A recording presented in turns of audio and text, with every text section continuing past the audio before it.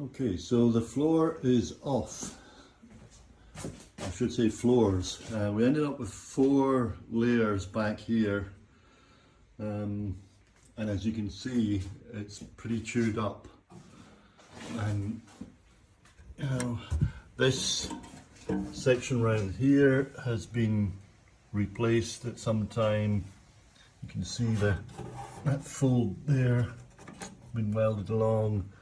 This one has been replaced too, and is just a mess. So I don't trust that. Obviously the back flanges have been folded over and generally messed up, so that's pretty useless. So I'm going to have to replace something here. The hangers are pretty chewed up, so they're going to need to, I think, need to be replaced. And yeah, that front bulkhead, front section of the rear bulkhead is pretty ropey around the suspension mounts, so all that's going to have to be replaced. I managed to get the tunnel freed, but as you can see, it's a bit chewed up along the edges. There's a hole here that needs bridged and sorted, but we can do that. I'm reasonably pleased with how I managed to free things up in the cross member, but this section has been replaced before. I don't like the look of the join, so I think I may have to do something with that one, and so I bought a complete new cross member. This bit here, this section from here to here, will need to be cut out and replaced. So probably from that whole new cross member, I'll chop a bit to replace this section and maybe do this one. At the front end here, I'm reasonably happy that I can tidy up the flanges here and clean this one up, although when you get to here it becomes a bit chewed up. The other one was a battle, but yeah, it's pretty good. It's not bad at all. Join here's not great, but if I'm going to replace this, I'll sort that out. Obviously there's a bit of a mess in the front section here. I have a new panel for this. I've got new kickboard for this side. There's more double metal in here, so we've got a new kickboard for this side, and I'm going to have a look at this panel and work out what to do. So my plan is to fit a whole new floor in a oneer, and that's a bit scary. I came to the conclusion that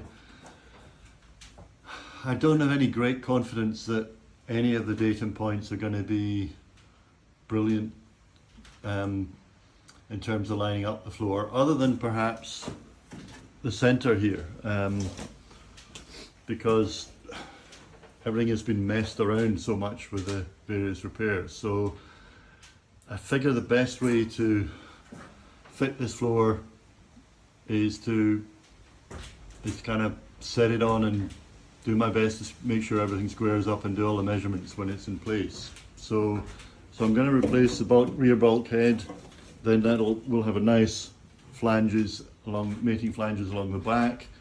I'm going to replace these sections here so that again we'll have the front mating flanges, and of course the sills are being replaced as well. I'm going to start taking them off pretty soon.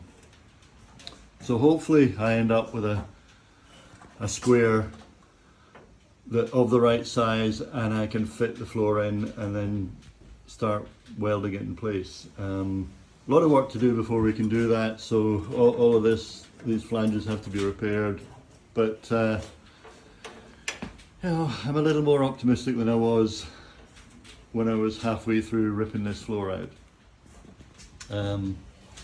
So I'll keep you posted on that. But before I go, let me just share this with you.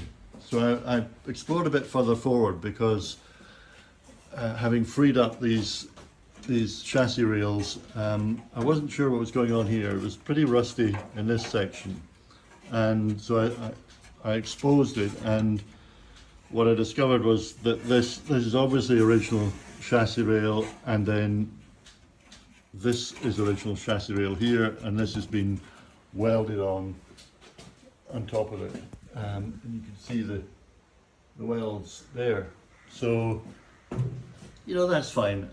It seemed solid, and that was okay. So, but then I realized that if you look at it from here, I don't know how easy it is to see this in video, but that's pretty level and flat all the way along there, dead flat.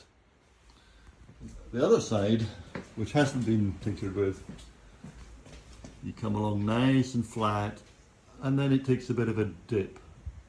So around about here, there's a change, there's an angle, so that dips down or up, as in when the car's the right way up. So clearly they can't both be correct. And in fact, this is what it should be like. This is there should be a slight upward angle at the end of the chassis rail, and that's to allow for the fact that the suspension and the wheels have what's called a 3-degree caster.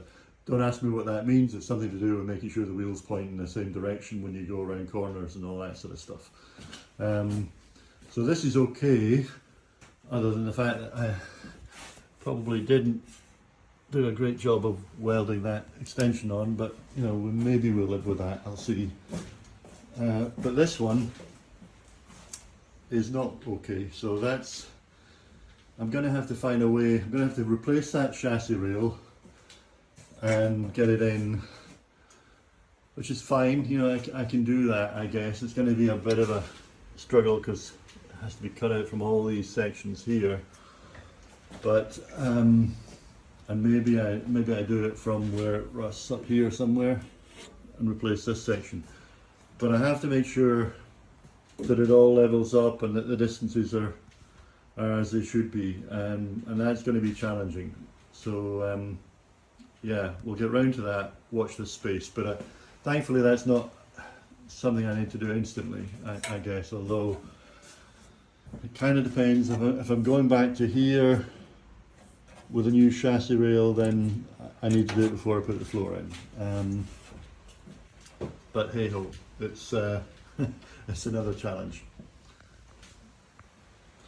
I'm going to flip the car over and show you one last thing for today. Right, so obviously the outer cells have been replaced, the inner cells have been patched and just generally botched. So, and it seemed pretty clear that these A-post covers were new and had been replaced. And they did a pretty neat job. Whoever did that did a pretty neat job of replacing it. But except that, you know, they're not straight. They're not right. That should be a 90-degree angle, and it isn't a 90-degree angle. But more importantly, the inner A pillar looks to be pretty original. It's even got that tab on it. So you know, made me immediately think, what's going on in there? Let me take you around the other side. So the cover on this one was, dig it out here. This was on here. Again, it had been a replacement. Part of the reason I know it's a replacement is because they didn't fold the flanges over, which you're supposed to do. So anyway, I decided if I'm going to get this sill off, I'm going to get this ripped out here on the side of the footwell, then I need to take this off, and anyway I need to take it off to see what's underneath it, and that's what's underneath it. So the A-post, it looks pretty solid from here, but it ain't too pretty. I'm going to explore that further. My gut feeling is that since I've got it off, if all of this is going to go, that I just bite the bullet and replace the whole thing. Now, in terms of a reference point for putting back on, given that this is original, this section, so what they've done here is welded something around there. You can see that join.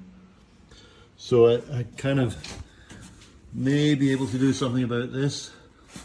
More importantly, this plate here, this is an extension of the cowl here, and that bit I'm going to cut those, drill those spot welds out, and that will be the most important reference point for reattaching metal when we come to replace all of this. So there we are. That's kind of where we've got to. I'm going to press on, remove all this junk, get the sills off, brace the door gaps, and I'll show you how that's all going to work in due course. Thanks for watching.